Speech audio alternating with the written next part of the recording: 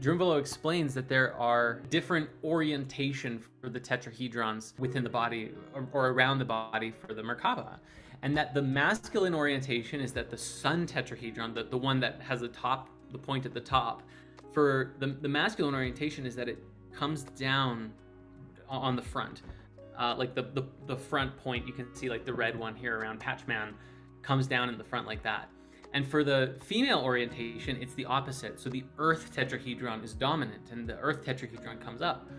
And Amelia and I were talking about this and thinking like, as far as the healing of the world goes, of course, I think that all of the energies are going to continue to recalibrate over the next however long it takes as humanity asks these big questions and people experiment with themselves and how they identify and such. But that maybe for people who are trans or people who identify, in a different way, that their tetrahedrons may be opposite to their biology. So perhaps it would be like, let's just take like here's Patchman. Like if Patchman was trans, maybe he would be over here. And if She Patch was trans, like she'd be over here, and she would have a masculine point forward, but in a feminine body. And the here's the opposite over here with this Patchman is once again opposite of masculine body, but a feminine dominant energetic field. And just by being aware of that, I think we open up the conversation quite a bit to explore like what does it mean to be in the balance and harmony of masculine and feminine. Because when I got out of my somewhat traumatic relationship of 4 years, like back in 2016, I remember doing the Merkaba meditation and I felt as though mine was reversed. I felt as though my feminine, and I was seeing it in my visualizations, I was seeing the feminine tetrahedron pointed forward. And then after I worked with myself and continued healing myself on this journey, then it reoriented itself, and I'm back to what would be considered quote unquote normal or traditional in the traditional teachings. But I don't know that it's right to say, oh, that's like the way it has to be if you're in a female body. Maybe what's happening is like the earth is recalibrating the male and female energy within the collective consciousness by people coming, spirits coming in different bodies, and then just trying to understand what's going on. But because this isn't, people aren't as interested in spirituality in the mainstream sense, this isn't a conversation that's really being had yet.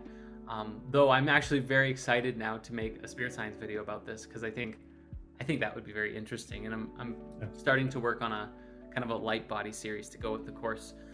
But I don't know. I felt called to bring that up and talk about this because it seems everywhere. Maybe that's just in my personal field, because I know in different parts of the world, and depending on what you're seeing when you go on YouTube, like algorithm's going to show you what you're accustomed to seeing. But this has been a big thing, and I'm seeing it be talked about a lot in a lot of different circles.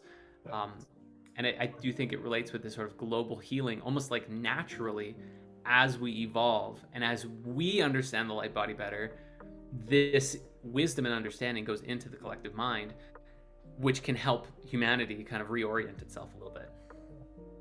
Masculine dominant field or feminine dominance field, like the field has a dominance to it. And this does tie in a little bit of like Dr. Hawkins' work of talking about like attractors, and like when you identify to a certain attractor, then those energies become closer to that.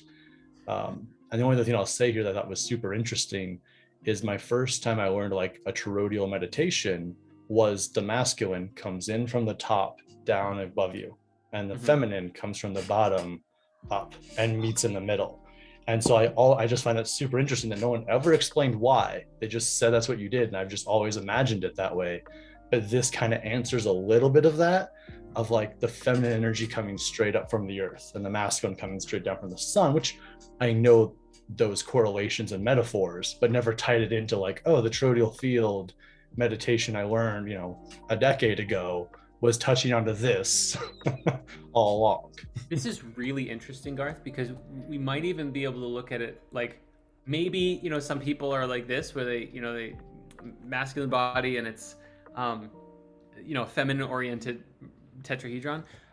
or star tetrahedron, but like maybe some people are actually like this, where they actually have the Earth tetrahedron on top and the Sun tetrahedron on the bottom. And Yeah.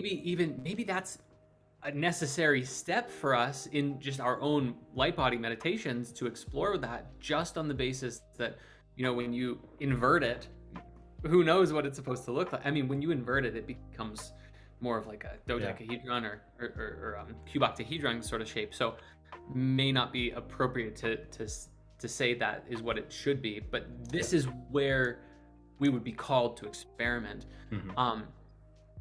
But what's interesting too is this is going to be a very sensitive issue, and so especially when I make a video about this, it'll be have to be described very carefully. And so even here, this is a kind of a practice round for speaking to this with the awareness of that sensitivity. But I kind of, from my point of view so far, and I'm open to this being different, is that there's really two ways that this shows up in the world. One of the ways is and meaning specifically like the tetrahedrons are opposite of what they normally would be, the masculine and feminine, in the trance sense. I think that or what it looks like to me is that some people naturally really do have, it's like being two-spirit in Native American, or they naturally do have this like a different energetic field with their body, and they're here. Part of their personal legend is to learn to harmonize, the body and the field together, and live their life accordingly within the parameters of that energetic matrix. But it looks like there's also people who are, converting their field actively from one thing to another because they were told that it was what they should do, or they didn't have the fullness of the scope of the fullness of their being. Like they may not have the issue of transitioning and then transitioning back, or having the dysphoria, if they did the inner work first. And this is the place that I think some people would probably start throwing rocks at me. But simply to say that, the physical body is a reflection of the inner energy and what's going on inside. And so if someone is so overcome with the need to look differently, then it would be wise, I would think, to really go inside and just become fully centered in that first, to become balanced and harmonized with your sense of self before taking big actions outside. But if that's where they're called to be, then all the power to them. And I think at the end of the day, it's kind of a big experiment within human consciousness to learn about the nature of what is even biology, and what is sex, and what is gender, and what are chromosomes, and how does it all work.